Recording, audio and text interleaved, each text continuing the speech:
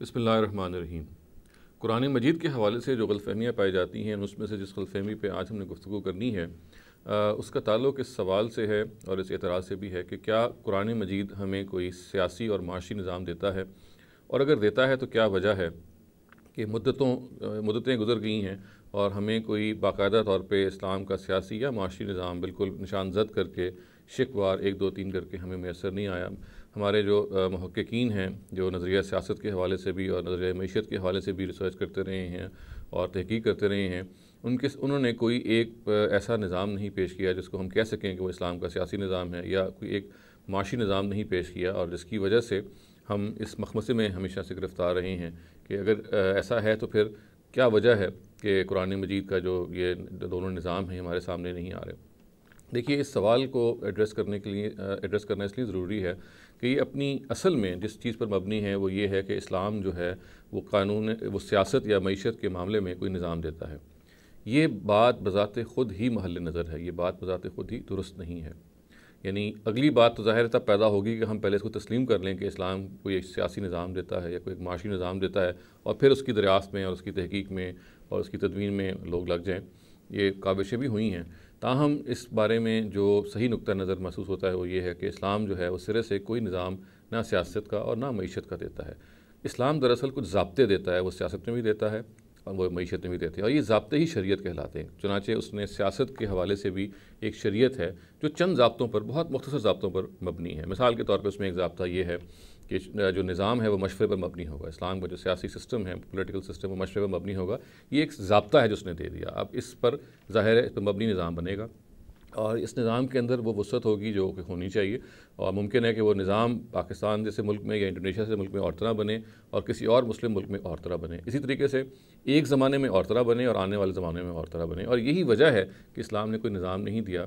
वो ये कहता है कि इसमें असल जो चीज़ है वो उसूल हैं, कुछ सियासी उसूल दिए हैं, और यही मामला मईशत का भी है। कुछ माशी उसूल दिए हैं। मिसाल के तौर पर मईशत में ये बताया गया कि सूद और जुआ जो है वो ममनू है, या टैक्स के हवाले से बताया गया कि ज़कात के अलावा कोई टैक्स जो है वो नाफिज नहीं किया जा सकता। ये कुछ ज़वाबित हैं जो दे दिए गए हैं। इन ज़वाबित को सामने रख के, जैसे सियासत के मामले में ज़वाबित दे दिए गए हैं और वहाँ उनको सामने रख के आपने निज़ाम बनाना है, बिल्कुल ऐसे ही मईशत में भी कुछ ज़वाबित दे दिए गए हैं, उनको सामने रख के आपने निज़ाम बनाना है। चुनांचे इस सिलसिले में जो काविश होनी चाहिए कुरान मजीद के हवाले से वो ये है कि कुरान मजीद जो है ना वो सियासी निज़ाम आपको देगा, ना आपको माशी निज़ाम देगा। वो आपको कुछ सियासी उसूल देगा और कुछ माशी उसूल देगा।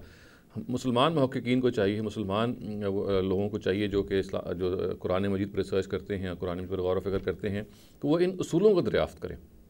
वो उसूल चंद हैं, ये काविशें इस ज़माने में भी हुई हैं, और उनको सामने रखना चाहिए और ये देखना चाहिए कि वो उसूल क्या हैं, ताकि फिर उन उसूलों की रोशनी में फिर निज़ाम जो है वो ऐसी चीज़ें जो फिर पॉलिटिकल साइंटिस्ट, इकनॉमिक साइंटिस्ट बना सकते हैं। यानी ये तो ज़रूर है कि जो शरीयत का है या जो प्रिंसिपल्स हैं वो तो आपको इस्लामी स्कॉलर बताएगा कि मईशत के ये प्रिंसिपल्स हैं, ये ज़ाब्ते हैं, और सियासत के ये प्रिंसिपल्स हैं, ये ज़ाब्ते हैं। इसके बाद का जो काम है वो माहिरीन का काम है, वो एक्सपर्ट्स का काम है। यानी इस्लामिक इकनॉमिक्स के जो एक्सपर्ट्स हैं उनको आलिम होना ज़रूरी नहीं है, उनको इसलिए कि उनको ज़ाब्ता बता दिया जाएगा, तो ज़ाब्ते पर मुश्तमिल उनको निज़ाम बनाना है।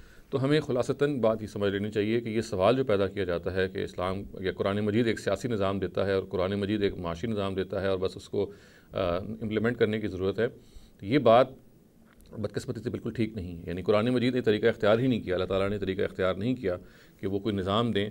वो ज़वाबित देते हैं, वो उसूल देते हैं, और इन्हीं को वो शरीयत कहते हैं, इन्हीं को वो डिवाइन लॉ कहते हैं, और इसकी रोशनी में है जो निज़ाम बनाए जाते हैं। चुनांचे जैसा कि मैंने अर्ज़ किया, इसमें सही रवैया ये है अहले दानिश का कि वो पहले तो इस्तिखराज करें, डिड्यूस करें इन शरीयत के उसूलों को जो सियासत से मुतल्लिक़ हैं और जो मईशत से मुतल्लिक़ हैं, और फिर उनको सामने रख के अपने अपने अहवाल के लिहाज से, अपने अपनी सर्कमस्टांसेस के लिहाज से, अपने अपने मुल्क के लिहाज से वो सिस्टम बना सकते हैं जो कि उन उसूलों पर मबनी होगा। चुनांचे इससे उसूल निकला वो ये है कि वो जो उसूल हैं वो तो हमेशा के लिए अबदी उसूल हैं, वो डिवाइन हैं।